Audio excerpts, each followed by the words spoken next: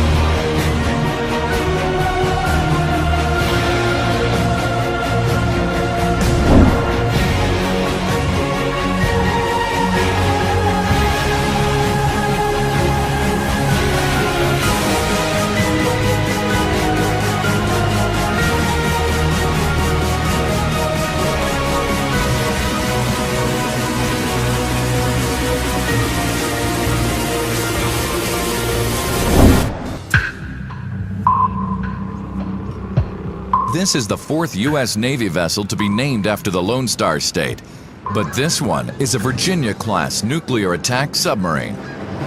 I've got a great ship that is the epitome of submarine technology. This giant of the deep is more than 1.5 times the length of a Boeing 747 and weighs nearly 8,000 tons. And yet it can still perform covert operations in shallow coastal waters, giving it the element of surprise. The Virginia-class submarine is the first major weapon system in any of our military branches that's really optimized for that environment that we expect to be a common place for us to operate in the 21st century.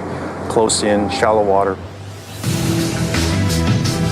Traveling at 25 knots, the Texas remains quieter than most submarines at just 5. Stealth measures, such as a specialized hull coating and underfloor shock absorbers, make the Texas as silent as possible. Submarines, with their ability to operate covertly in an enemy's backyard, have been a key source of intelligence. But the majority of the innovations are a little more technical. You look around you in the control room here, everything is computer screens. There are no more gauges, dials, analog indicators. It's much like being the pilot of an airplane. We have no windows, nothing to look at. There are over 70 screens in this control room, each displaying different pieces of important information. The officer deck is giving me a depth to maintain. I have a heading and a course to maintain, and I've ordered the speed that maneuvering is making the shaft turn to maintain that speed, and I have all that sitting in front of me on one screen. Raising number 1 scope. Up scope. Speed. All stations caught, proceeding periscope depth. Con's on the right. Pilot, all head 1/3. Go to radio. Right, sir. Technology has even replaced the most recognizable feature of a traditional submarine interior, the polished poles of the periscope tube. Instead, the Texas has an external photonic mast, which doesn't penetrate the pressure hull. No close contact.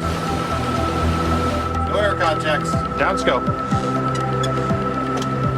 All that sophisticated technology counts for nothing without the ability to attack. And the Texas isn't short on firepower or psychological impact. One of the great things about the Texas, or the Virginia-class submarine itself, is we can carry a variety of different weapons on board. We can hold up to 24 weapons in the cradles. Each one of these cradles can hold either a ADCAP torpedo or a Tomahawk land attack missile. Fire, tube 2. For short-range attacks, the Texas deploys Mark 48 advanced capability torpedoes designed to combat high-performance vessels. As the torpedo leaves the launch tube, a fine wire uncoils, providing a data link to the Texas. This allows an operator to guide the torpedo, avoiding decoys or jamming devices. It has a wire attached to it, and it's able to be guided by the wire, but it is a smart enough weapon. It's completely autonomous. In longer range scenarios, the Texas turns to its arsenal of 20-foot Tomahawk missiles, which can strike targets almost 1,000 miles away. Tomahawk missiles, essentially for us, it's a fire and forget missile. Our job essentially is to launch the Tomahawks undetected so that the weapon, which is a very precision weapon, can go and attack its target. In terms of range, it's estimated that a single Virginia-class submarine fully loaded with 24 Tomahawk missiles could successfully attack as much as 70% of the world's landmass.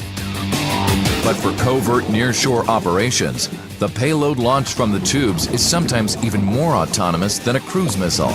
Here we have a capability that's been optimized through the inclusion of a 9-man lockout chamber, which allows us to take Special Forces, SEALs, Rangers, put them out of the ship and recover them covertly close into the coast where we expect to operate.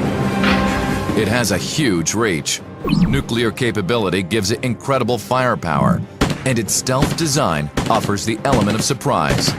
No wonder the captain is happy in his work. I've got a great crew of incredibly dedicated and talented young Americans. It's the best job in the world.